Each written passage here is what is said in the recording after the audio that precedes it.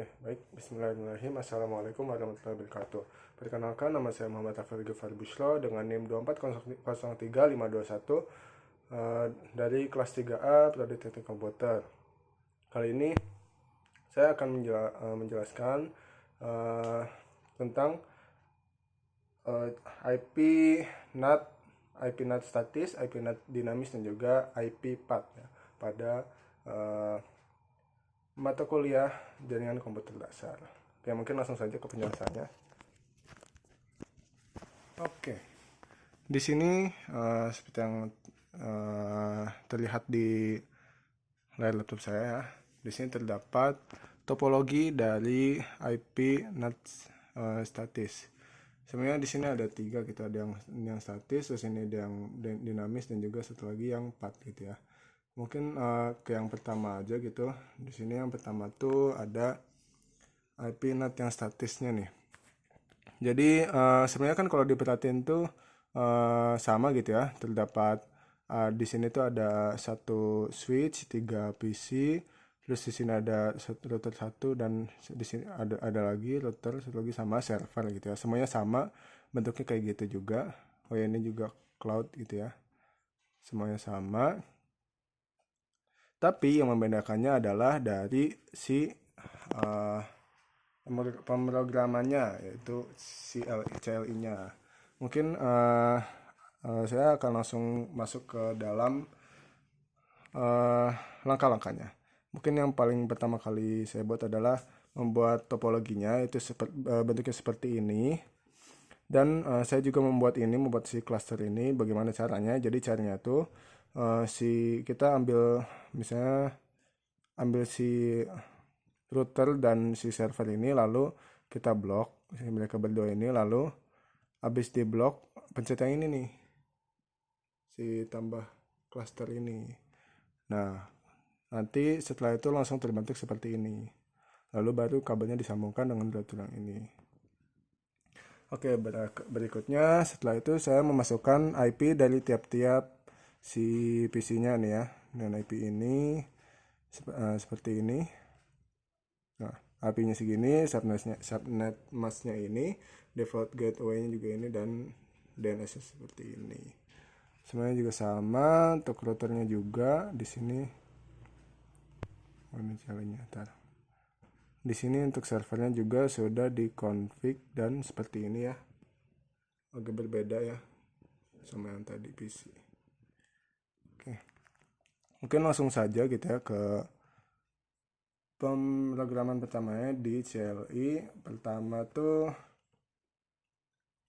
Pertama-tama yang saya lakukan adalah dengan menyambungkan gitu dari switch ke routernya, lalu dari router ke router satunya lagi menggunakan seperti ini ya, seperti yang sudah dari video-video sebelumnya gitu ya. Simpelnya seperti ini. Lalu kita lanjut dengan menentukan ini tuh NAT apa nih. Ini tuh NAT apa tadi, NAT static. Masukkan seperti yang sudah terlihat di sini gitu ya. Oke, lalu melakukan IP route dan sudah muncul seperti ini dan beres. Oke, mungkin ini untuk yang pertama seperti itu. Dan ketika dicoba juga di sini tuh kita coba ya, dari sini kirim ke sini ke server, berhasil gitu ya, seperti yang sudah muncul di sini. Lalu yang kedua dari PC kedua terus ke web servernya, sukses gitu ya. Dan untuk PC yang ketiga ke web server, dicoba valid. Kenapa bisa valid? Karena memang yang dihubungkan itu hanya PC 1 dan PC 2 saja. PC 3 memang tidak dihubungkan ke internet itu sendiri. Seperti itu. Oke, mungkin lanjut ke yang kedua. Yang kedua ini ada IP NAT dinamisnya.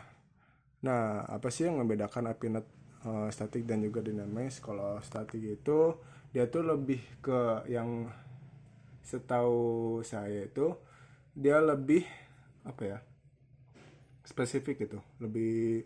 Jadi harus kita ini dulu, misalnya yang bisa tuh cuman PC 1 dan PC 2 saja. Kalau misalnya PC 3 nya nggak disambungin, makanya dia tidak bisa nyambung gitu ke internet. Sedangkan kalau IP NAT dinamis ini tidak banyak perubahan dengan yang tadi. Cuman di sini bedanya dia bisa langsung connect ke semuanya gitu. Coba kita langsung saja masuk ke CLI-nya. Apa yang beda dari yang tadi? Mungkin yang awalnya sama gitu ya, seperti ini. Tapi kalau di sini tuh bedanya tuh IP NAT pool, ada NAT poolnya gitu ya, seperti yang ada di sini nih, pool. Lalu sama seperti tadi ya, bedanya tuh tadi, kalau tadi tuh apa, inside source static ya. Kalau ini pool NAT pool gitu ya, seperti ini. Oke, sama seperti tadi dan beres. Nah, ketika dicoba, kalau tadi kan PC 1 dan PC 2 saja yang bisa gitu ya, dikirim menggunakan si internetnya ini. Sedangkan kalau ini PC 1 bisa gitu ya, PC 1 bisa. Lalu PC 2 juga sukses, bisa gitu ya. Dan kita coba PC 3. Nah, PC 3 juga sukses. Seperti yang sudah saya jelaskan tadi, si APNet Dynamis ini dia kayak lebih general gitu. Jadi dia bisa menghubungkan ke semuanya gitu ya.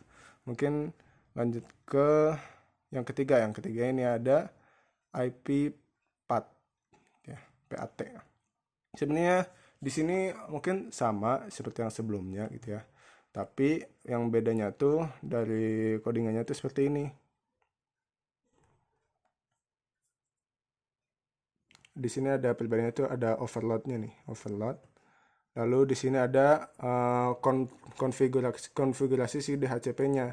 Apa sih DHCP itu? DHCP itu yang ini nih.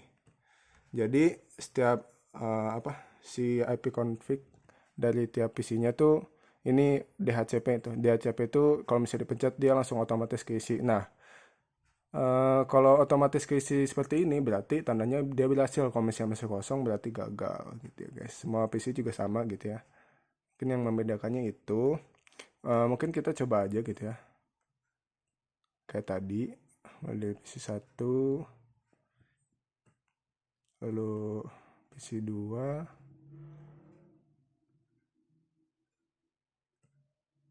dan terakhir PC 3. Oke, seperti yang sebelumnya ya, semuanya berhasil gitu ya, karena emang nggak terlalu beda gitu dari tadi. Mungkin sekian saja penjelasan yang bisa saya sampaikan terkait IP NAT static, IP NAT dinamis, dan juga IP PAT gitu ya. Mungkin sekian dari penjelasan saya kali ini, kurang lebihnya mohon maaf. Wassalamualaikum warahmatullahi wabarakatuh.